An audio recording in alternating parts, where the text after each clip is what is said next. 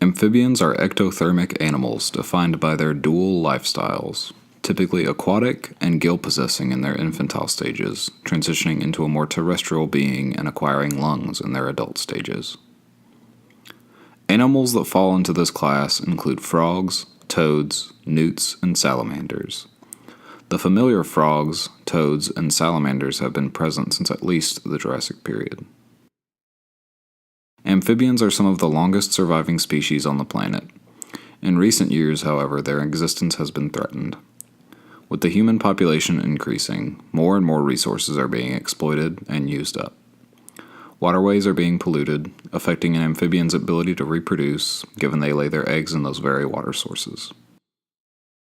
Deforestation is rapidly decreasing the habitat that these organisms live in. And with the introduction of faster, more efficient ways for humans to travel, amphibians are coming into contact with things they aren't adapted to all the time, including the diseases humans are unintentionally spreading around the globe.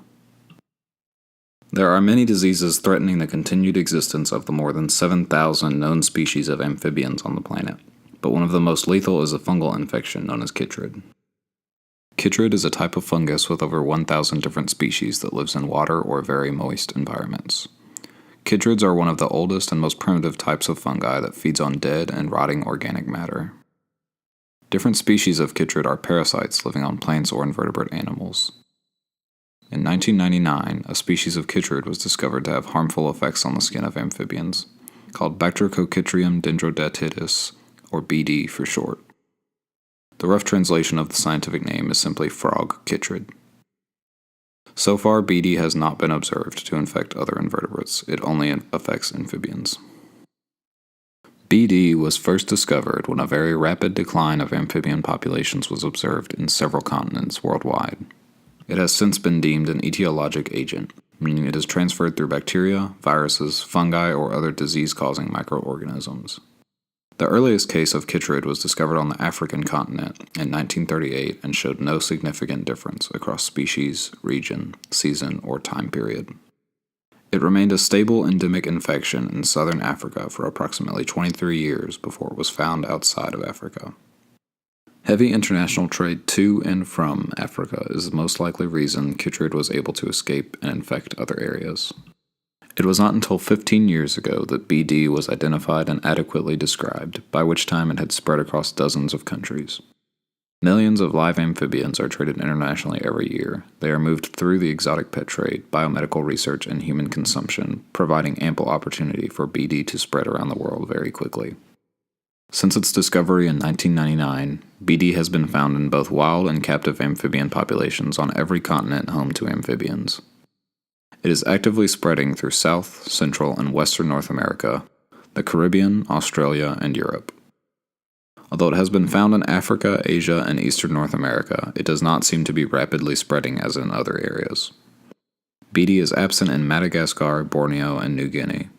Scientists have questioned whether BD has always been around but has only recently, due to environmental or amphibian stressors, begun to wreak havoc on amphibian populations. The world has lost at least 200 frog species since the 1970s, and hundreds more will face extinction in the coming decades, according to new research published in the Proceedings of the National Academy of Sciences. Habitat loss and pollution have likely caused some of the extinctions so far, but the primary driver has been the deadly chytrid fungus.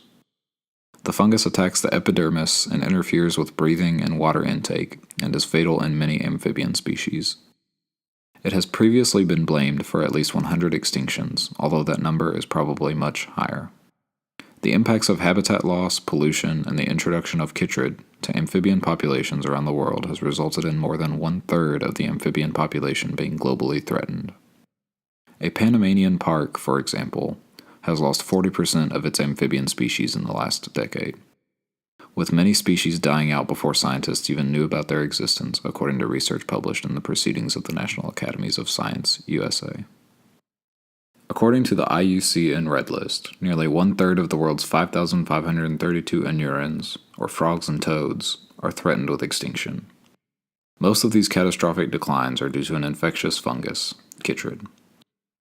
Although the species of fungus was first described in 1999, It is not clear whether the current global pandemic is caused by a recently emerged clone or by a fungus which has been present for at least 1,000 years, but which has become hot for poorly understood environmental reasons.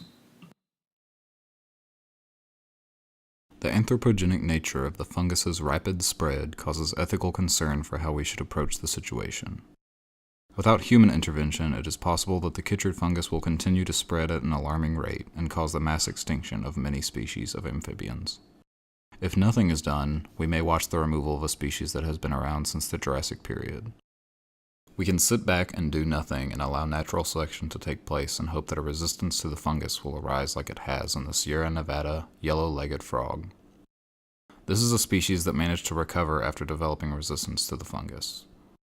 Research shows that frog populations that have been longer exposed to the fungus are more likely to develop resistance. This gives some hope that amphibians may be able to develop resistance without human intervention, but it is not guaranteed that all species of amphibians will recover in this manner. If humans intervene in the situation, it is possible to curb the declining numbers of amphibians. It would be possible to create artificial habitats, as seen in the El Valle Amphibian Conservation Center, to help preserve these species that are going extinct. This could potentially help the frogs recover enough to re-establish stable populations to release back into the wild. Intervening would be one way to accept responsibility for humans causing the global spread of this disease. Scientists could also continue to study the Sierra Nevada yellow-legged frog. What about their genetics is allowing them to become resistant to the Chytrid fungus? Is this trait something that can be replicated in other species? If every species is interdependent, then letting a species go extinct, or taking a species out of their natural habitat, could cause more harm than good. As the vision of a conservation biologist, preserving biodiversity is vital. Allowing various species to go extinct is against our nature.